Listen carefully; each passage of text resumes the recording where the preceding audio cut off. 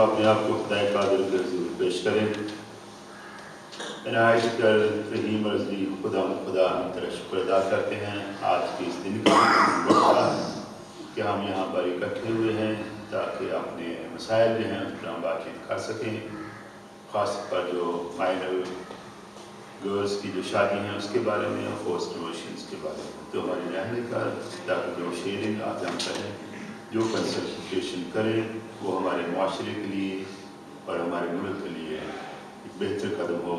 तो हम सबको अपने पाक रोज़ा फरमा और हमारे हिदायत फरमा ये हम तो सुना हमेशा से तक आमीन।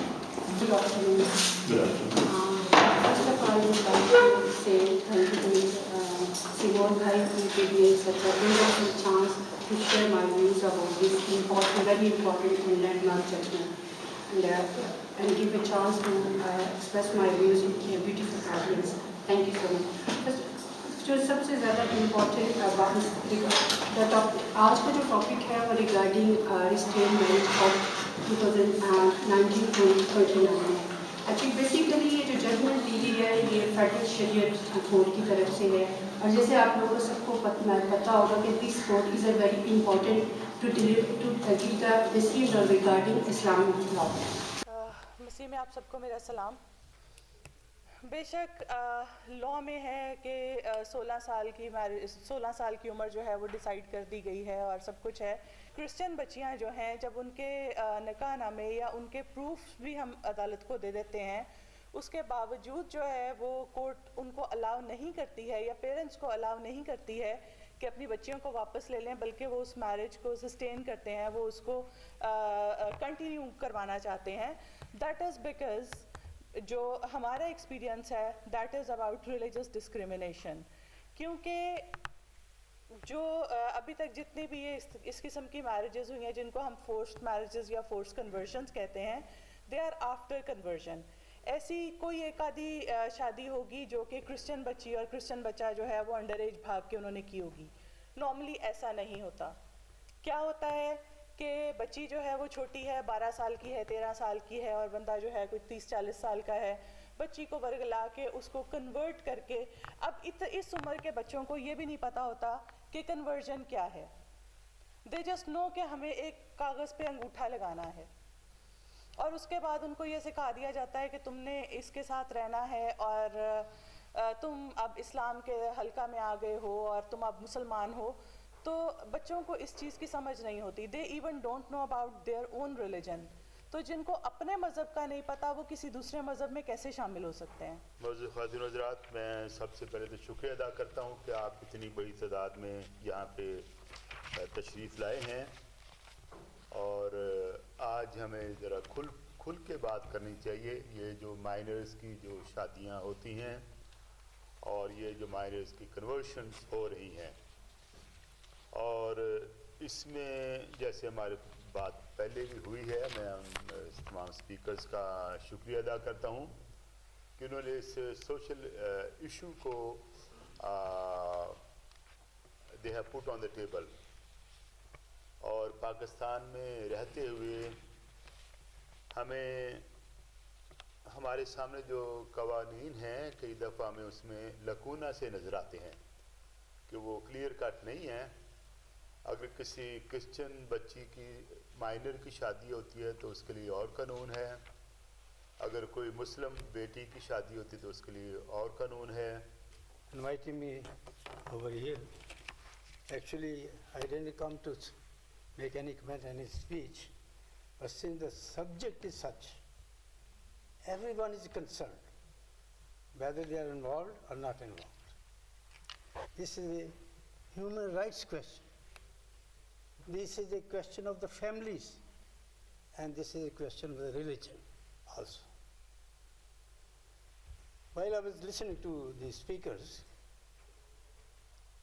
I was thinking, we are talking such thing which is not possible in Pakistan.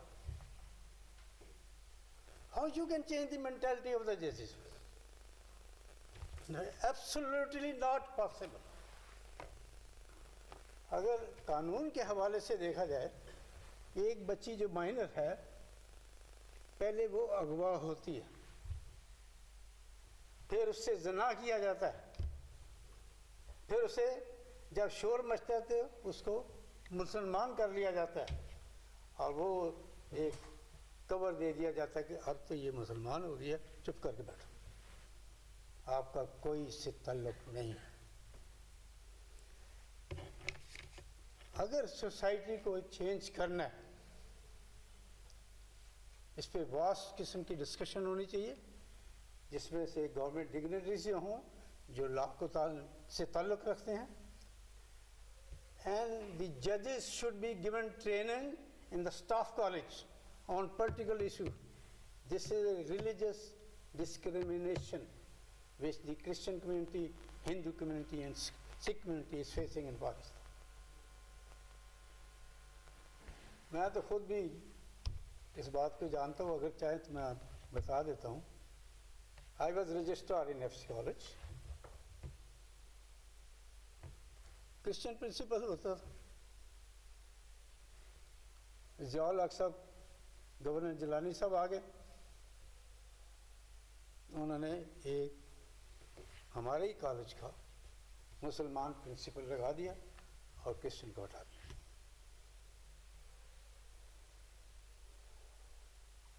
جب میں نیکسٹ ڈے اپنے آفس گیا، میرے آفس پہ تالے پہ تالا لگا ہوا، وہی پرنسپل جو میرے آفس میں بیٹھ کے چائے پیتا تھا، گپے ہانکتے تھے، کیونکہ میرا کلیگ تھا، لیکن افسر تھا، پرنسپل بن گیا۔ میں نے کہا میر صاحب کیا بات ہے، ذرا غور سے دیکھیں مجھے کیا کہتا ہے۔ میں یہاں پر ایک کرسچن نہیں رہنے دوں گا ایف سی کالج کے اندر۔ آپ کیا ڈسکس کر رہے ہیں؟ Governor Jilani was planned to shunt out all the Christians from the campus. Zia ul Haq said, forget FC College and Bury College. Don't talk about that. But we are discussing. But still, we are Pakistani. We have right to discuss this. We have to write the demand. Whether this might take 10 years, 20 years, 100 years. We are Pakistani and we want our equal rights. میں ایک مشورہ دے سکتا ہوں، legal adviser ہے ہمارے پاس، government کو مجبور کریں کہ اس پرٹیکولر سبجیکٹس کو اسٹاف کالج میں جب ججز ٹریننگ لینے آتے ہیں وہاں پہ پڑھایا جائے۔ میں یہ بتاتا ہوں کہ جج یہ جو آپ کے تھانے دار ہیں ان کو بھی ٹریننگ دی جائے، کیونکہ we are facing every day discrimination, religious discrimination. ابھی 3-4 دن کی بات ہے، سمندری علاقہ فیصل آباد میں کچھ کرسچنز تھانے میں گئے، تھانے دار کہندا وہ چوڑے ہو آ گئے ہو، جی اسی چوڑے تو نہیں اسی کرسچن ہاں، کرسچن سارے چوڑے ہوندے۔ ارے بھائی کیا آپ ڈسکس کر رہے؟ We need a mass movement آن دس metre. Muslims, Christians should gather those who understand this particular issue. Then we can succeed. Only Christian can't do anything. They will shout, they will waste time, they will spend money, but they will not achieve anything out of this. I am very happy I am seeing ladies from the legal side, and they spoke very well. And they have expressed our feelings. اس ملک میں اگر قوم کو مضبوط ہونا ہے تو religious discrimination کو ختم کرنا پڑے گا. پڑھو نمازیں اپنی اپنی جیسے مرضی پڑھو، مت کسی کو تنگ کرو. ایک 12 سال لڑکی مسلمان ہو کے مسلمانوں کو کیا فائدہ ہو جائے گا؟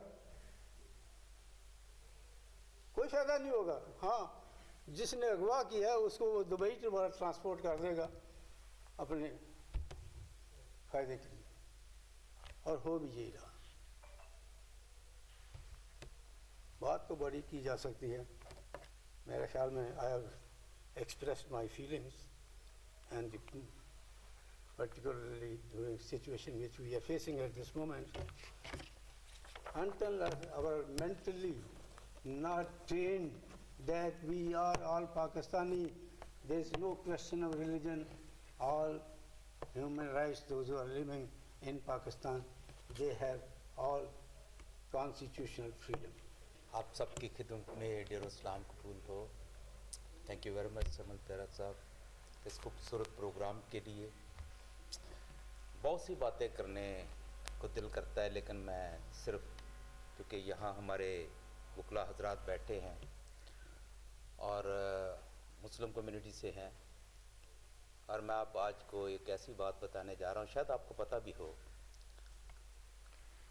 بہت سارے پرابلمس ہیں، جیسے بشپ صاحب نے، ہمارے فادر صاحب نے بتایا، سیمول پیارا صاحب نے بتایا، بہن جی نے بہت اچھے طریقے سے ایکسپلین کیا، اچھی باتیں بھی ہیں. اور میں اور سیمول پیارا صاحب، میں شکر گزار ہوں جناب آپ کا. آپ کی بڑی سٹرگل ہے، اور اکثر میں آپ کے ساتھ بھی کئی میٹنگز اٹینڈ کی ہیں، اسلامک ڈیالوجی کونسل کا جو چیئرمین اس کے ساتھ بھی، اور جو وزراء ان کے ساتھ بھی. تو ایک چیز جو ہے وہ بڑی خطرناک ہے ہمارے ملک کے لیے، آپ سب جانتے ہیں. گرے لسٹ میں، کبھی بلیک لسٹ میں، کیوں نہیں ہم گرین لسٹ میں آتے؟ 2001 سے میں آڈوا کی پارلیمنٹ میں فارن افیئر سب کمیٹی میں، اس وقت سے مجھے آج تک موقع ملتا رہا ہے. چند سال بیچ میں شاید میں نہیں جا سکا.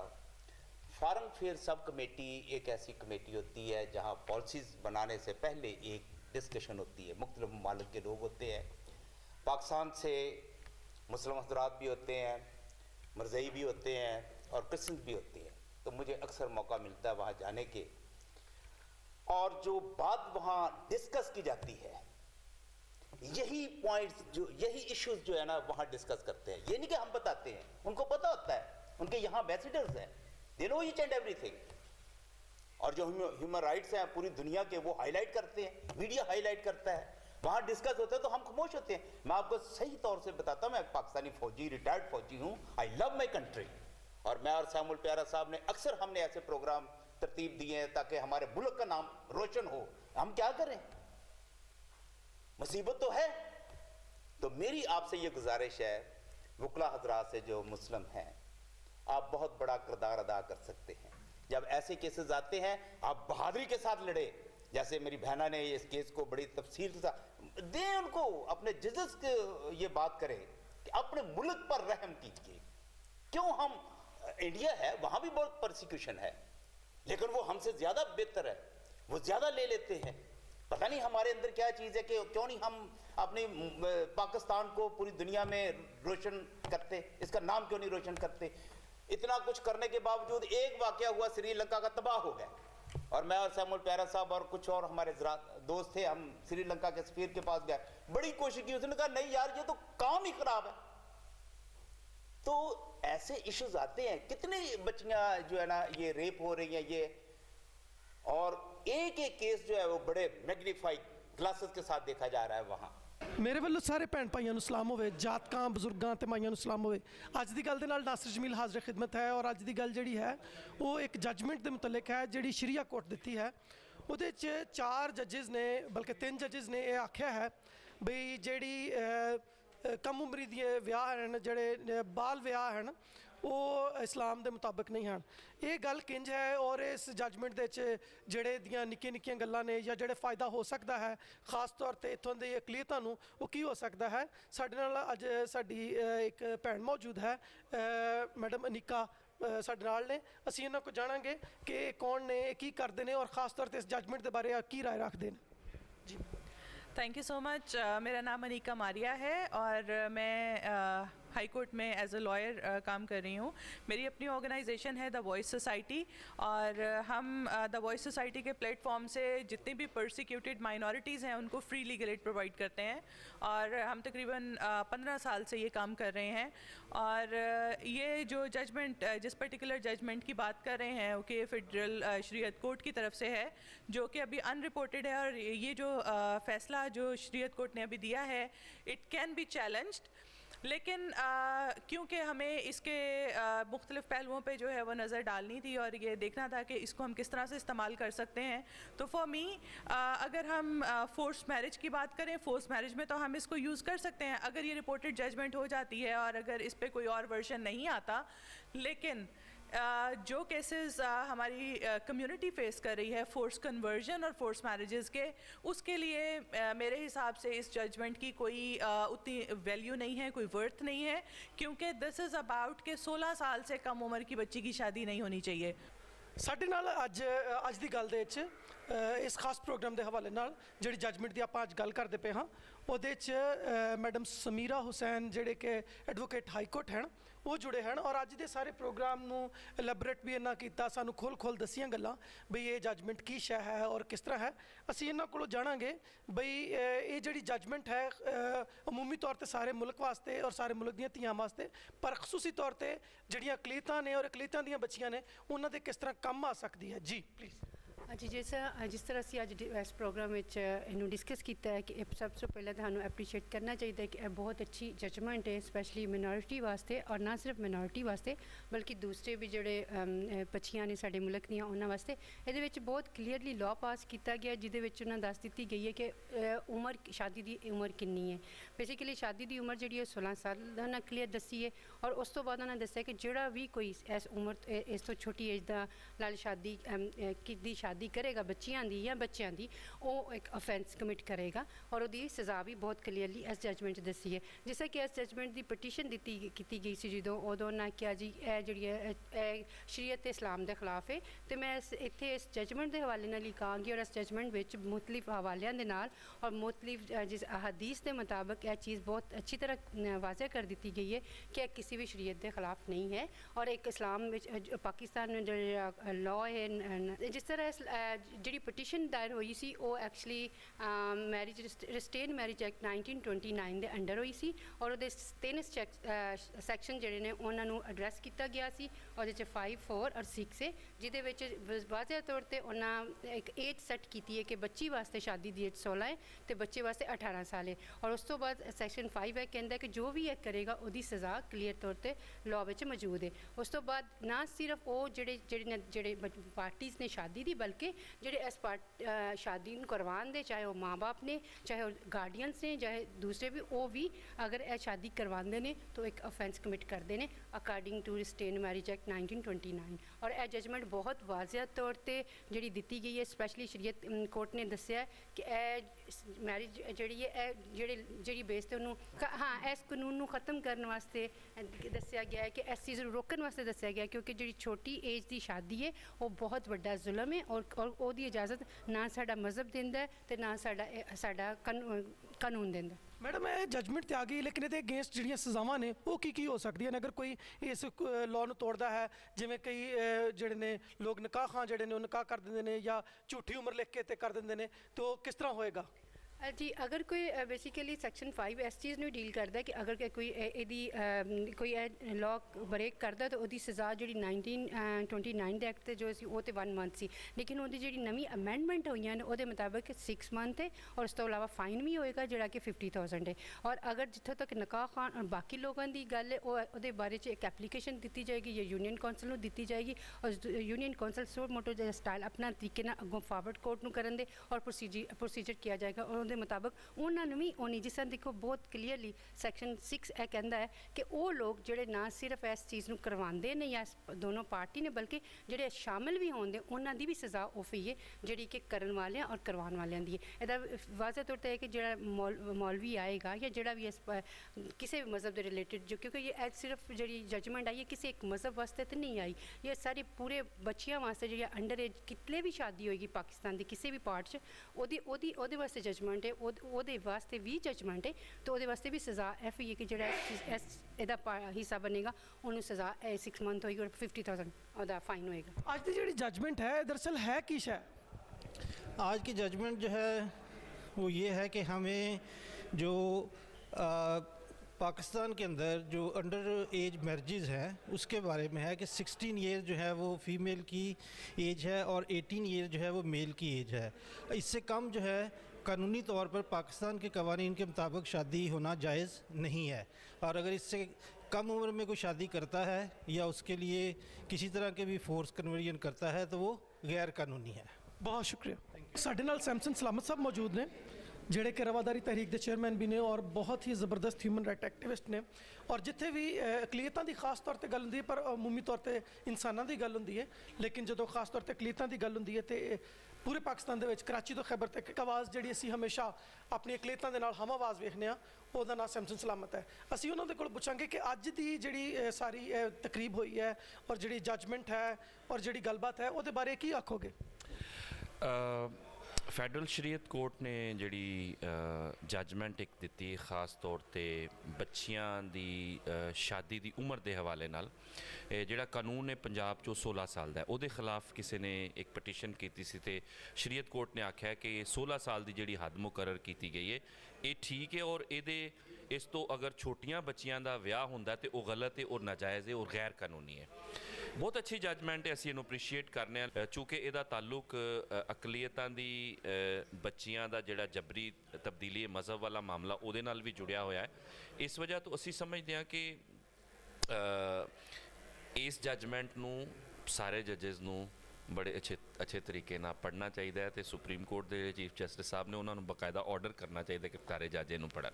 ਸਾਡੇ ਨਾਲ ਜਿਉਂਦੇ ਇਨਸਾਨਾਂ ਦੇ ਨਾਲ ਉਹਨਾਂ ਨੂੰ ਉਹਨਾਂ ਦੀ ਜ਼ਿੰਦਗੀ ਬਾਰੇ ਔਰ ਉਹਨਾਂ ਨੂੰ ਜ਼ਿੰਦਗੀ ਗੁਜ਼ਾਰਨ ਦੇ ਬਾਰੇ ਦੱਸਣ ਵਾਲੇ ਰੂਹਾਨੀ ਔਰ ਜਿਸਮਾਨੀ ਉਸਤਾਦ ਜਨਾਬ ਫਾਦਰ ਜੇਮਸ ਚੰਨਨ ਜਿਹੜੇ ਨੇ ਉਹ ਮੌਜੂਦ ਨੇ। ਅਸੀਂ ਉਹਨਾਂ ਕੋਲੋਂ ਜਾਣਾਂਗੇ ਵੀ ਅੱਜ ਦੀ ਜਿਹੜੀ ਇਹ ਸਾਰੀ ਇਹਨਾਂ ਨੇ ਗੱਲਬਾਤ ਕੀਤੀ ਹੈ ਉਹ ਗੱਲਬਾਤ ਕੀ ਹੈ, ਇਹ ਜਿਹੜਾ ਫੈਸਲਾ ਆਇਆ ਹੈ ਫੈਸਲਾ ਕੀ ਹੈ, ਔਰ ख़ास तौर पे मसीहां वास्ते और अमूमी तौर पर अकलीतां वास्ते और अगर इनू लार्जर एस्पैक्ट वेखिए तो पूरे पाकिस्तानियों वास्ते किस तरह फ़ायदेमंद हो सकती है। जी ਅੱਜ ਜਿਹੜੀ ਇੱਥੇ ਕਾਨਫਰੰਸ ਹੋਈ ਹੈ ਉਹ ਕਾਨਫਰੰਸ ਦਾ ਮਕਸਦ ਇਹ ਸੀ ਕਿ ਸ਼ਰੀਅਤ ਕੋਰਟ ਦੇ 3 ਜੱਜਿਸ ਨੇ ਇਹ ਫੈਸਲਾ ਦਿੱਤਾ ਹੈ ਕਿ 1929 ਦਾ ਜੋ ਮੈਰਿਜ ਲਾਅ ਸੀ ਉਹਦੇ ਮੁਤਾਬਿਕ ਲੜਕੀ ਦੀ ਉਮਰ ਕਮ ਅਜ਼ ਕਮ 16 ਸਾਲ ਹੋਣੀ ਚਾਹੀਦੀ ਹੈ ਤੇ ਲੜਕੇ ਦੀ ਉਮਰ ਜਿਹੜੀ 18 ਸਾਲ ਹੋਣੀ ਚਾਹੀਦੀ ਹੈ। ਕਿ ਇੱਕ ਮੁਸਲਿਮ ਨੇ ਉਹਨੂੰ ਚੈਲੰਜ ਕੀਤਾ ਕਿ ਨਹੀਂ, ਜਿਹੜੇ ਮਾਈਨਰ ਲੜਕੀਆਂ ਨੇ ਉਹਨਾਂ ਦੀਆਂ ਸ਼ਾਦੀਆਂ ਵੀ ਹੋ ਸਕਦੀਆਂ ਨੇ। ਤੇ 3 ਮੁਅੱਜ਼ਜ਼ ਜੱਜ ਸਾਹਿਬਾਨ ਨੇ ਜਿਹੜੇ ਸ਼ਰੀਅਤ ਕੋਰਟ ਦੇ, ਉਹਨਾਂ ਨੇ ਮੁਤਫਿਕਾ ਤੌਰ ਤੇ ਫੈਸਲਾ ਦਿੱਤਾ ਹੈ अपने इस्लामी तारीख दे हवाले दे के अहादीस के हवाले दे के उन्होंने कहा कि पाकिस्तान ने जो कानून बनाया हुआ है कि लड़की की उम्र कम अज़ कम 16 साल होवे शादी करने वास्ते ते लड़के की उम्र 18 साल होए, और बिल्कुल सही फैसला है। तो असी इस फैसले की तायद करने ते दी तस्दीक करने कि पाकिस्तान जो माइनर शादियाँ हो रही ने नाबालग बच्चियां दियाँ ਉਹ ਜਿਹੜੇ ਨੇ ਨਜਾਇਜ਼ ਹੈ ਤੇ ਉਹ ਨਹੀਂ ਹੋਣੀਆਂ ਚਾਹੀਦੀਆਂ। ਇਹ ਜੋ ਫੈਸਲਾ ਆਇਆ ਹੈ ਮੈਂ ਕਹਿੰਦਾ ਕਿ ਇਹ ਬੜਾ ਖੁਸ਼ਾਇੰਦ ਫੈਸਲਾ ਹੈ, ਕਿਉਂਕਿ ਪਾਕਿਸਤਾਨ ਸਾਨੂੰ ਅਕਸਰ ਇਹਨਾਂ ਮੁਸ਼ਕਲਾਂ ਦਾ ਸਾਹਮਣਾ ਕਰਨਾ ਪੈਂਦਾ ਹੈ ਕਿ ख़ास तौर पर पाकिस्तान ਜਿਹੜੇ ਅਕਲੀਅਤਾਂ ਨੇ, ਮਜ਼ਹਬੀ ਅਕਲੀਅਤਾਂ ਨੇ, ਮਸੀਹੀ ਨੇ, ਹਿੰਦੂ ਨੇ, ਸਿੱਖ ਨੇ, ਤੇ ਉਹਨਾਂ ਦੀਆਂ ਨਾਬਾਲਗ ਬੱਚੀਆਂ ਨੂੰ ਅਗਵਾ ਵੀ ਕੀਤਾ ਜਾਂਦਾ ਹੈ, ਉਹਨਾਂ ਦਾ ਮਜ਼ਹਬ ਵੀ ਤਬਦੀਲ ਕਰ ਦਿੱਤਾ ਜਾਂਦਾ ਹੈ ਤੇ ਉਹਨਾਂ ਦੇ ਨਿਕਾਹ ਵੀ ਪੜ੍ਹ ਦਿੱਤੇ ਜਾਂਦੇ ਨੇ। ਪਾਕਿਸਤਾਨ ਦੀ ਇੱਕ ਮਸ਼ਹੂਰ ਹਿਊਮਨ ਰਾਈਟ ਐਕਟਿਵਿਸਟ ਔਰ ख़ास तौर ਤੇ ਜਿਹੜੀ ਮਸੀਹਾਂ ਦੇ ਵਾਸਤੇ ਬੋਲਣ ਵਾਸਤੇ ਹਰ ਵਕਤ ਤਿਆਰ ਰਹਿੰਦੇ ਨੇ ਔਰ ਅਕਲੀਅਤਾਂ ਦੇ ਹਕੂਕ ਵਾਸਤੇ ਔਰ ख़ास तौर ਤੇ ਔਰਤਾਂ ਦੇ ਹਕੂਕ ਦੇ ਉੱਤੇ ਉਹਨਾਂ ਨੇ ਬਹੁਤ ਜ਼ਿਆਦਾ ਕੰਮ ਵੀ ਕੀਤਾ ਹੈ। ਸਾਡੇ ਨਾਲ ਅੱਜ ਅਟਕ ਤੋਂ ਮੈਡਮ ਸ਼ੀਰੀ ਅਸਲਮ ਸਾਹਿਬਾ ਜਿਹੜੇ ਨੇ ਉਹ ਜੁੜੇ ਨੇ।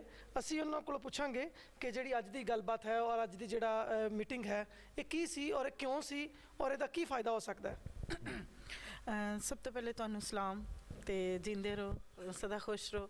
ਤੇ ਅੱਜ ਦੀ ਜਿਹੜੀ ਮੀਟਿੰਗ ਹੈ ਮੈਂ ਸਭ ਤੋਂ ਪਹਿਲੇ ਤੇ ਮੈਂ ਫਾਦਰ ਜੇਮਸ ਚੰਨਨ ਦਾ ਬੜਾ ਸ਼ੁਕਰੀਆ ਅਦਾ ਕਰਨੀ ਆ ਕਿ ਜਿਨ੍ਹਾਂ ਨੇ ਮੈਨੂੰ ਇਹ ਮੌਕਾ ਦਿੱਤਾ ਕਿ ਮੈਂ ਵੀ ਇੱਥੋਂ ਆ ਕੇ ਕੁਝ ਸਿੱਖਾਂ, ਕਿਉਂਕਿ ਲਰਨਿੰਗ ਏਜ ਸਾਡੀ ਕਬਰ ਤੱਕ ਰਹਿੰਦੀ ਹੈ। ਤੇ ਅੱਜ ਮੈਨੂੰ ਇੱਥੇ ਬੜੇ ਖੁਸ਼ਾਇਨ ਫੈਸਲੇ ਸੁਣੇ ਜਿਹੜੇ ਕਿ ਸ਼ਰੀਆ ਕੋਰਟ ਨੇ ਅਨਾਉਂਸ ਕੀਤਾ। ਤੇ ਮੈਨੂੰ ਇੱਕ ਹੋਰ ਗੱਲ ਵੀ ਇਹਦੇ 'ਚ ਬਹੁਤ ਅੱਛੀ ਲੱਗੀ, ਇਹਦੇ 'ਚੋਂ ਜਿਹੜਾ ਇੱਕ ਜੱਜ ਸੀ ਉਹ ਆਈਡੀਓਲੋਜੀ ਕੌਂਸਲ ਦਾ ਜਿਹੜਾ ਉਹ ਮੈਂਬਰ ਵੀ ਸੀ, ਉਹਨੇ ਰਿਜ਼ਾਈਨ ਕੀਤਾ ਤੇ ਫਿਰ ਉਹਨੇ ਇਹ ਫੈਸਲਾ ਦਿੱਤਾ। ਤੇ ਮੈਂ ਸਮਝਨੀ ਆ ਕਿ ਜਿਹੜੇ ਲੋਕ ਹਿਊਮਨ ਰਾਈਟਸ ਨੂੰ ਪ੍ਰੋਟੈਕਟ ਕਰਦੇ ਨੇ, ਪਾਕਿਸਤਾਨ ਨੂੰ ਗ੍ਰੇ ਲਿਸਟ 'ਚੋਂ ਜਾਣ ਤੋਂ ਰੋਕਦੇ ਨੇ, ਉਹ ਇੰਝ ਦੇ ਹੀ ਲੋਕ ਨੇ। ਤੇ ਮੈਂ ਚਾਹੁੰਦੀ ਹਾਂ ਕਿ ਪਾਕਿਸਤਾਨ 'ਚ ਇਹ ਜਿਹੜਾ ਅੱਜ ਦਾ ਫੈਸਲਾ ਹੈ ਉਹ ਗਲੀ ਗਲੀ ਕੁਚੇ ਕੁਚੇ ਦੱਸਿਆ ਜਾਏ ਲੋਕਾਂ ਨੂੰ, ਤਾਂ ਕਿ ਲੋਕਾਂ ਨੂੰ ਪਤਾ ਚੱਲੇ ਕਿ ਮਾਈਨਰ ਏਜ ਦੀ ਜਿਹੜੀ ਸ਼ਾਦੀ ਹੈ ਉਹ ਕਾਨੂੰਨਨ ਜੁਰਮ ਹੈ, ਇਹਨੂੰ ਸ਼ਰੀਆ ਕੋਰਟ ਨੇ ਵੀ ਜੁਰਮ ਕਰਾਰ ਦਿੱਤਾ ਹੈ। ਤੇ ਜਿਹੜੀ ਇਹਦੇ 'ਚ ਇੱਕ ਹੋਰ ਅੱਛੀ ਗੱਲ ਹੈ ਕਿ ਜਿਹੜੇ ਲੋਕ ਆਪਣਾ ਜ਼ਨਾਕਾਰੀ ਛੁਪਾਉਣ ਲਈ ਨਿਕਾਹ ਕਰਦੇ ਸਨ ਉਹ ਹੁਣ ਫੜੇ ਜਾਣਗੇ। ਇਹ ਜਿਹੜਾ ਕਾਨੂੰਨ ਹੈ ਇਹ ਉਹਦੇ 'ਚ ਇੱਕ ਡੱਕਾ ਸਾਬਤ ਹੋਏਗਾ। ਤੇ ਮੈਂ ਸਮਝਨੀ ਆ ਕਿ ਇਸ ਕਾਨੂੰਨ ਦਾ ਇਸ ਜਿਹੜੀ ਉਹਨਾਂ ਫੈਸਲਾ ਦਿੱਤਾ ਹੈ ਇਹਨੂੰ ਅਸੀਂ ਸਾਰੇ ਐਪਰੀਸ਼ੀਏਟ ਕਰਨੇ ਆ, ਬੀਂਗ ਪਾਕਿਸਤਾਨੀ, ਬੀਂਗ ਇਨਸਾਨ, ਬੀਂਗ ਵੂਮਨ ਹੋਣੇ ਦੇ ਨਾਤੇ ਮੈਂ ਇਸ ਫੈਸਲੇ ਦੀ ਬੜੀ ਕਦਰ ਕਰਨੀ ਆ। ਸਾਡੇ ਨਾਲ ਬਹੁਤ ਅੱਛੇ ਹਿਊਮਨ ਰਾਈਟ ਐਕਟਿਵਿਸਟ ਔਰ ਸਹਾਫੀ ਔਰ ਜਰਨਲਿਸਟ ਔਰ ਉਹਦੇ ਇਲਾਵਾ ਬਹੁਤ ਸਾਰੀਆਂ ਚੀਜ਼ਾਂ ਦੇ ਉੱਤੇ ਅੱਖ ਰੱਖਣ ਵਾਲੇ ਔਰ ਲੋਕਾਂ ਨੂੰ ਦੱਸਣ ਵਾਲੇ ਵੀ ਇਹਦੀ ਤਸ਼ਰੀਹ ਕੀ ਹੋ ਸਕਦੀ ਹੈ। ਮੈਂ ਸਮਝਦਾ ਬਹੁਤ ਸਾਰੀ ਅੱਛੀ ਤਸ਼ਰੀਹ ਕਰਨ ਵਾਲੇ ਇੱਕ ਸਾਡੇ ਅੱਛੇ ਦੋਸਤ ਜਨਾਬ ਕਾਸ਼ਿਫ ਨਵਾਬ ਸਾਹਿਬ ਸਾਡੇ ਨਾਲ ਜੁੜੇ ਨੇ। ਕਾਸ਼ਿਫ ਨਵਾਬ ਸਾਹਿਬ, ਅੱਜ ਦੀ ਜਿਹੜੀ ਫੈਸਲੇ ਦੀ ਗੱਲਬਾਤ ਹੈ ਔਰ ਬਾਕੀ ਜਿਹੜੀ ਗੱਲਬਾਤ ਹੈ ਉਹਦੇ ਬਾਰੇ ਕੀ ਕਹੋਗੇ? ਅੱਜ ਦੀ ਸਾਰੀ ਬੈਠਕ ਜਿਹੜੀ ਹੋਈ ਹੈ। ਜੀ ਬਹੁਤ ਸ਼ੁਕਰੀਆ। ਅੱਜ ਦੀ ਜਿਹੜੀ ਬੈਠਕ ਹੈ ਬੇਸਿਕ ਤੌਰ ਤੇ ਜਿਹੜੀ ਸ਼ਰੀਆ ਕੋਰਟ ਦੀ ਇੱਕ ਜੱਜਮੈਂਟ ਆਈ ਉਹਦੇ ਉੱਤੇ ਵੇ ਰਿਗਾਰਡਿੰਗ ਕਮ ਉਮਰ ਦੀ ਸ਼ਾਦੀ ਦੇ ਵੱਲ ਨਾਲ ਬੁਨਿਆਦੀ ਗੱਲ ਹੈ ਕਿ ਸ਼ਾਦੀ ਦਾ ਜਿਹੜਾ ਮਸਲਾ ਹੈ ਬੜਾ ਅਹਿਮ ਮਸਲਾ ਹੈ ਔਰ ਕੁਝ ਚੀਜ਼ਾਂ ਜਿਹੜੀਆਂ ਨੇ ਇਨਸਾਨਾਂ ਦੇ ਕਿੱਦੇ ਨਾਲ ਜੁੜੀਆਂ ਹੋਈਆਂ ਨੇ, ਕੁਝ ਚੀਜ਼ਾਂ ਜਿਹੜੀਆਂ ਰਿਆਸਤ ਨਾਲ ਜੁੜੀਆਂ ਹੋਈਆਂ। ਆਇਨ ਜੋ ਹਮੇਸ਼ਾ ਰਿਆਸਤ ਦੀ ਬਿਹਤਰੀ ਵਾਸਤੇ, ਰਿਆਸਤ ਦੇ ਵਿੱਚ ਵਸਣ ਵਾਲੇ ਇਨਸਾਨਾਂ ਵਾਸਤੇ ਹੁੰਦਾ ਹੈ, ਲੇਕਿਨ ਇਹ ਜਿਹੜਾ ਆਇਨ ਹੈ ਸ਼ਾਇਦ ਅੱਗੇ ਜਾ ਕੇ ਫਿਊਚਰ 'ਚ ਮਜ਼ਹਬੀ ਕਲੀਅਤ ਦੀ ਖਵਾਤੀਨ ਨੂੰ, ਬੱਚੀਆਂ ਨੂੰ ਜਿਹੜੀਆਂ ਛੋਟੀ ਉਮਰ ਦੀਆਂ ਨੇ ਉਹਨਾਂ ਵਾਸਤੇ ਸ਼ਾਇਦ ਕੋਈ ਭਲਾਈ ਦਾ ਬਾਇਸ ਬਣ ਸਕੇ। ਔਰ ਅਸੀਂ ਇਹ ਵੀ ਜਾਣਦੇ ਹਾਂ, ਇਹ ਵੀ ਸੋਚਦੇ ਹਾਂ ਕਿ ਸ਼ਾਇਦ ਇਹਦੇ ਬਾਅਦ ਮਜ਼ੀਦ ਕੰਮ ਕਰਨ ਦੀ ਲੋੜ ਹੈ ਤਾਂ ਕਿ ਇਸ ਅੱਜ ਦੀ ਮੀਟਿੰਗ ਦੇ ਬਾਅਦ ਸਾਨੂੰ ਹੋਰ ਚੀਜ਼ਾਂ ਨੂੰ ਸੋਚਣ ਦੀ ਜ਼ਰੂਰਤ, ਜਿਹੜੇ ਅੱਜ ਦੇ ਸਵਾਲ ਉਠਾਏ ਗਏ ਅੱਜ ਦੀ ਮੀਟਿੰਗ ਤੇ ਉਹਦੇ ਉੱਤੇ ਗੱਲ ਕਰਨ ਦੀ ਲੋੜ ਹੈਗੀ। ਔਰ ਹਮੇਸ਼ਾ ਚੁੱਕੇ ਬੁਨਿਆਦੀ ਤੌਰ ਤੇ ਜਿਹੜੀਆਂ ਮਜ਼ਹਬੀ ਕਲੀਤਾਂ ਨੇ ਉਹ ਵਨਰੇਬਲ ਨੇ, ਉਹ ਮਾਸ਼ਰੇ ਦੇ ਬੜੇ ਦਤਕਾਏ ਹੋਏ ਲੋਕੀ ਨੇ ਤੇ ਉਹਨਾਂ ਨੂੰ ਇਨਸਾਨੀ ਹਕੂਕ ਨਾਲ ਜੋੜ ਕੇ ਬਰਾਬਰੀ ਦੀ ਗੱਲ ਕਰਨ ਦੀ ਜ਼ਰੂਰਤ ਹੈਗੀ। ਉਹਨਾਂ ਨੂੰ ਜ਼ਿਆਦਾ ਹਕੂਕ ਦੇਣ ਦੀ ਜ਼ਰੂਰਤ ਹੈਗੀ, ਬਜਾਏ ਕਿ ਤੁਸੀਂ ਮੈਜੋਰਿਟੀ ਨੂੰ ਹਕੂਕ ਦੇਵੋ। ਜਿਹੜੀਆਂ ਮਾਈਨੋਰਿਟੀਜ਼ ਨੇ ਉਹਨਾਂ ਨੂੰ ਹਕੂਕ ਦੇ ਕੇ ਉਹਨਾਂ ਨੂੰ ਪਾਵਰ ਕਰੋ ਤਾਂ ਕਿ ਉਹ ਇੰਪਾਵਰ ਹੋਣ ਔਰ ਜਿਹਦੇ ਨਾਲ ਲੋਕਾਂ ਨੂੰ ਔਰ ਸਮਾਜ ਦੇ ਵਿੱਚ ਇੱਕ ਤਬਦੀਲੀ ਆ ਸਕੇ। ਔਰ ਅੱਜ ਦੀ ਜਿਹੜੀ ਮੀਟਿੰਗ ਉਹਦਾ ਏਜੰਡਾ ਵੀ ਇਹੀ ਸੀ ਔਰ ਅੱਜ ਜਿਹੜਾ ਉਹਨਾਂ ਨੇ ਕੁਝ ਜਿਹੜੀ ਗੁਜ਼ਾਰਿਸ਼ਾਂ ਆਈਆਂ ਨੇ, ਅਸੀਂ ਉਮੀਦ ਕਰਨੇ ਆ ਕਿ ਆਉਣ ਵਾਲੇ ਦਿਨਾਂ ਦੇ ਵਿੱਚ ਉਹ ਜਿਹੜੇ ਗੁਜ਼ਾਰਿਸ਼ਾਂ ਦੇ ਉੱਤੇ ਮਜ਼ੀਦ ਕੰਮ ਕੀਤਾ ਜਾਏਗਾ। ਸਾਡੇ ਜਿਹੜੇ ਲਾਇਰ ਕਮਿਊਨਿਟੀ ਹੈ, ਸਾਡੇ ਜਿਹੜੇ ਐਕਟਿਵਿਸਟ ਦੋਸਤ ਨੇ, ਸਾਡੇ ਜਿਹੜੇ ਸੋਸ਼ਲ ਲੋਕ ਨੇ, ਸਾਡੇ ਜਿਹੜੇ ਕਲਰਜੀ ਹੈ, ਯਕੀਨਨ ਉਹ ਇਸ ਗੁਜ਼ਾਰਿਸ਼ਾਂ ਦੀ ਰੋਸ਼ਨੀ ਦੇ ਵਿੱਚ ਮਜ਼ੀਦ ਕੰਮ ਕਰਨਗੇ। ਨਾਜ਼ਰੀਨ, ਸਾਡੇ ਨਾਲ IMRF ਦੇ ਚੇਅਰਮੈਨ ਜਨਾਬ ਸੈਮੂਅਲ ਪੈਰਾ ਸਾਹਿਬ ਜਿਹੜੇ ਨੇ ਉਹ ਜੁੜੇ ਨੇ। ਅੱਜ ਦਾ ਜਿਹੜਾ ਪ੍ਰੋਗਰਾਮ ਹੈ ਉਹ ਇਹਦੇ ਹੋਸਟ ਵੀ ਸਨ ਔਰ ਇਹ ਸਾਰੀ ਜਿਹੜੀ ਕੋਸ਼ਿਸ਼ ਹੈ ਉਹ ਉਹਨਾਂ ਦੀ ਹੀ ਸੀ। ਔਰ ਅਸੀਂ ਅੱਜ ਖਾਸ ਤੌਰ ਤੇ ਉਹਨਾਂ ਕੋਲ ਇਹ ਜਾਣਨ ਦੀ ਕੋਸ਼ਿਸ਼ ਕਰਾਂਗੇ ਕਿ ਇਸ ਪ੍ਰੋਗਰਾਮ ਨੂੰ ਔਰ ਖਾਸ ਤੌਰ ਤੇ ਇਸ ਫੈਸਲੇ ਨੂੰ ਇੰਨੀ ਅਹਿਮੀਅਤ ਦੇਣ ਦੀ ਕੀ ਵਜ੍ਹਾ ਹੈ। ਜੀ, ਸਾਰਿਆਂ ਤੋਂ ਪਹਿਲੇ ਤਾਂ ਮੈਂ ਨੈਸ਼ਨਲ ਨਿਊਜ਼ ਦਾ ਸ਼ੁਕਰਗੁਜ਼ਾਰ ਹਾਂ ਕਿ ਉਹ ਯਾਨੀ ਕਿ ਪ੍ਰੋਗਰਾਮਸ ਨੇ ਕਿ ਇਹਨਾਂ ਨੂੰ ਕਵਰ ਕਰਦੇ ਨੇ ਜਿੰਦੀ ਕਿ ਜ਼ਰੂਰਤ ਹੈ ਕਿ ਇਹਨੂੰ ਫੁੱਲੀ ਅਵੇਅਰਨੈਸ ਲੋਕਾਂ ਨੂੰ ਕੀਤਾ ਜਾਏ ਇਸ ਜੱਜਮੈਂਟ ਨਾਲ। ਹਾਲ ਹੀ 'ਚ ਇੱਕ ਬਹੁਤ ਅੱਛਾ ਫੈਸਲਾ ਜਿਹੜਾ ਉਹ ਨਾ ਕਿ ਫੈਡਰਲ ਸ਼ਰੀਆ ਕੋਰਟ ਨੇ ਦਿੱਤਾ ਹੈ, ਜਿੰਦੇ 'ਚ ਇੱਕ ਪਟੀਸ਼ਨਰ ਸੀ ਜਿਹਨੇ ਕਮ ਉਮਰੀ ਦੀ ਸ਼ਾਦੀ ਉੱਤੇ ਉਹਦਾ ਨਾਂ ਕੀ ਕਿਹਾ ਸੀ ਔਰ ਡਿਫਰੈਂਟ ਰੈਫਰੈਂਸ ਦਿੱਤੇ ਸੀ ਕਿ ਕਿਹੜਾ ਯਾਨੀ ਕਿ ਸਟੇਟ ਮੈਰਿਜ ਐਕਟ 16 ਸਾਲ ਦਾ 18 ਸਾਲ ਦਾ ਇਹਨੂੰ ਯਾਨੀ ਕਿ ख़त्म ਕੀਤਾ ਜਾਏ, ਉਹਦੇ ਖਿਲਾਫ ਹੈ। ਲੇਕਿਨ ਮੈਂ ਸਮਝਣਾ ਕਿ ਬੜਾ ਜ਼ਰੂਰਤਮੰਦਾ ਇਕਦਾਮ ਲਿਆ ਫੈਡਰਲ ਸ਼ਰੀਆ ਕੋਰਟ ਨੇ ਔਰ ਉਹਨਾਂ ਨੇ ਇੱਕ ਲੈਂਡਮਾਰਕ ਜੱਜਮੈਂਟ ਦਿੱਤੀ ਔਰ ਉਹ ਕਿਹੜੀ ਪਟੀਸ਼ਨ ਸੀ ਉਹਨੂੰ ਡਿਸਮਿਸ ਕਰ ਦਿੱਤਾ ਔਰ ਕਿਹਾ ਕਿ ਕਿਉਂਕਿ ਆਲਰੇਡੀ ਲਾ ਹੈ ਜਿਹੜਾ ਉਹ ਯਾਨੀ ਕਿ ਕਿਹੜਾ ਪਾਕਿਸਤਾਨ ਦਾ ਕਾਨੂੰਨ ਹੈ, ਸੁਪਰੀਮ ਲਾ ਹੈ ਜਿਹੜਾ ਉਹ ਮੌਜੂਦ ਹੈ 16 ਸਾਲ ਔਰ 18 ਸਾਲ ਅਤੇ ਉਹਦੇ ਉੱਤੇ ਇੰਪਲੀਮੈਂਟੇਸ਼ਨ ਜ਼ਰੂਰੀ ਹੈ। ਹਾਂ, ਅਗਰ ਕੋਈ ਇਸ ਤਰ੍ਹਾਂ ਦਾ ਕੋਈ ਪ੍ਰੋਬਲਮ ਜਾਂ ਮਸਲਾ ਹੈ ਅਤੇ ਅਗਰ ਕਮ ਉਮਰੀ ਦੀ ਸ਼ਾਦੀ ਹੁੰਦੀ ਤਾਂ ਵਲੀ ਦਾ ਹੋਣਾ ਜ਼ਰੂਰੀ ਹੈ। ਅਤੇ ਅੱਜ ਦੀ ਕਿਹੜੀ ਮੀਟਿੰਗ ਕਰਨ ਦਾ ਮਕਸਦ ਹੈ ਸੀ, ਉਹਦੇ 'ਚ ਅਸੀਂ IMRF ਦਾ ਕਿਹੜਾ ਯਾਨੀ ਕਿ ਪੈਨਲ ਸੀ ਵੁਲਕਲਾ ਹਜ਼ਰਾਤ ਦਾ, ਉਹਨਾਂ ਨੂੰ ਵੀ ਬੁਲਾਇਆ ਔਰ ਡਿਫਰੈਂਟ ਮੁਸਲਮਾਨ ਦੋਸਤ ਵੁਲਕਲਾ ਹਜ਼ਰਾਤ ਔਰ ਕ੍ਰਿਸਚਨ ਵੁਲਕਲਾ ਹਜ਼ਰਾਤ ਔਰ ਸਿਵਲ ਸੁਸਾਇਟੀ ਦੇ ਲੋਕਾਂ ਨੂੰ ਬੁਲਾਇਆ ਔਰ ਇਹਦੇ ਉੱਤੇ ਇੱਕ ਤਫਸੀਲੀ ਜਿਹੜੀ ਹੈ ਉਹ ਬਾਤਚੀਤ ਹੋਈ। ਔਰ ਮੈਂ ਸਮਝਣਾ ਵਾਂ ਕਿ ਫਾਦਰ ਜੇਮਸ ਚੰਨਨ ਕਿਉਂਕਿ ਸਾਡੇ ਨਾਲ ਪ੍ਰੋਗਰਾਮ ਆਰਗੇਨਾਈਜ਼ ਕਰ ਰਹੇ ਸੀ ਔਰ ਇਹ ਕੰਮ ਇੱਥੇ ਰੁਕਣਾ ਨਹੀਂ ਚਾਹੀਦਾ, ਬਲਕਿ ਮੈਂ ਚਾਹਾਂਗਾ ਕਿ ਨੈਸ਼ਨਲ ਕਮਿਸ਼ਨ ਫਾਰ ਮਿਨੋਰਿਟੀ ਹੈ ਜਿਹੜਾ ਉਹ ਇਹਨੂੰ ਹਾਈਲਾਈਟ ਕਰੇ ਔਰ ਕਿਉਂਕਿ ਨੈਸ਼ਨਲ ਕਮਿਸ਼ਨ ਮਿਨੋਰਿਟੀਜ਼ ਦੇ ਦੋ ਬੜੇ ਵੱਡੇ ਸਕਾਲਰ, ਇੱਕ ਤੇ chairman council of Islamic ideology ਕਿਬਲਾ ਇਜਾਜ਼ ਸਾਹਿਬ ਔਰ ਦੂਸਰੇ ਨੇ ਜਿਹੜੇ ਆਪਣਾ ਬਾਦਸ਼ਾਹੀ ਮਸਜਿਦ ਦੇ ਔਰ ਰਵਾਤ ਲਾਲ ਕਮੇਟੀ ਦੇ ਚੇਅਰਮੈਨ ਖਬੀਰ ਆਜ਼ਾਦ ਸਾਹਿਬ ਵੀ ਨੇ, ਉਹ ਵੀ ਇਹਦੇ ਉੱਤੇ ਰੋਸ਼ਨੀ ਪਾਉਣ ਤਾਂ ਕਿ ਲੋਕਾਂ ਤੱਕ ਜ਼ਿਆਦਾ ਕਿਹੜਾ ਮੈਸੇਜ ਉਹ ਪਹੁੰਚੇ ਕਿ ਇਹ ਕਿਹੜੀ ਯਾਨੀ ਕਿ ਫੈਡਰਲ ਸ਼ਰੀਆ ਕੋਰਟ ਨੇ ਜੱਜਮੈਂਟ ਦੇ ਦਿੱਤੀ ਹੈ, ਇਹਦੇ ਨੂੰ ਅਮਲ ਦਰਾਮਦ ਕਰਦਿਆਂ ਹੋਇਆਂ ਵੇਖਿਆ ਜਾਏ। ਔਰ ਅੱਜ ਉਹਦਾ ਨਾਂ ਕਿ ਕਿਹੜੀ ਸਾਡੀ ਗੈਸਟ ਸਪੀਕਰ ਸੀ, ਉਹਨਾਂ ਨੇ ਬੜੀ ਅੱਛੀ ਇੱਕ ਉਹਦਾ ਨਾਂ ਕੀ ਉਹਦੇ 'ਚ ਕਾਊਂਟ ਕੀਤੀ ਐਗਜ਼ਾਮਪਲ ਇਸਲਾਮਿਕ, ਕਿ ਉਹਨਾਂ ਨੇ ਦੱਸਿਆ ਕਿ ਕਿਹੜਾ ਆਪਣੀ ਬੇਟੀ ਨੂੰ ਯਾਨੀ ਕਿ ਇਲਮ ਹਾਸਿਲ ਕਰਾਉਂਦਾ ਜਾਂ ਪੜਾਉਂਦਾ ਹੈ ਉਹ ਜੰਨਤ 'ਚ ਜਾਏਗਾ। ਤੇ ਮੈਂ ਸਮਝਣਾ ਵਾ ਕਿ ਬੜੀ ਅੱਛੀ ਹੈ ਜੱਜਮੈਂਟ ਹੈ, ਔਰ ਇਹਦੇ ਨਾਲ ਕਾਫੀ ਸਾਰੀ ਚੀਜ਼ਾਂ ਨੇ ਜਿਹੜੀਆਂ ਉਹ ਰੁਕਣੀਆਂ ਕਿਹੜੀਆਂ ਕਿ ਕਮ ਉਮਰੀ ਤੇ ਸ਼ਾਦੀਆਂ ਹੁੰਦੀਆਂ ਸੀ। ਇਹ ਤੇ ਗੱਲ ਇਸ ਜਜਮੈਂਟ ਦੇ ਬਾਰੇ ਹੋ ਗਈ ਔਰ ਬਾਕੀ ਮਾਮਲਾ ਦੇ ਬਾਰੇ ਹੋ ਗਈ।